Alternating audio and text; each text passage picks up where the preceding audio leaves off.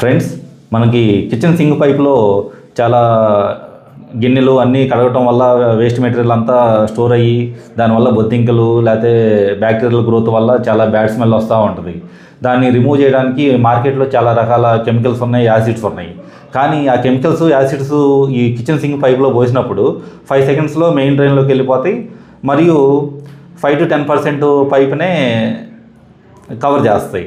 For example ఇది చూడండి, ఇలా వాటర్ పోసినప్పుడు వెంటనే వాటర్ మెయిన్ డ్రైన్లోకి వెళ్ళిపోతూ ఉంటాయి. వాల్యుబుల్ కెమికల్ కూడా వేస్ట్ అయిపోతూ ఉంటుంది.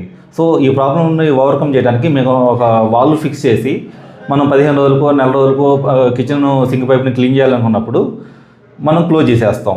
వాల్వ్ని క్లోజ్ చేసి ఈ కెమికల్ని పైపులో పోసినప్పుడు 5 minutes, 10 minutes, half an hour, 1 hour మన కంట్రోల్లో ఉంచి స్టోర్ చేయటం వల్ల, పైప్లో స్టోర్ చేయటం వల్ల బ్యాక్టీరియా కానీ బొద్దింకలు అన్నీ 100% కిల్ అయిపోతాయని చెప్పి మనం కాన్ఫిడెంట్గా చెప్పొచ్చు.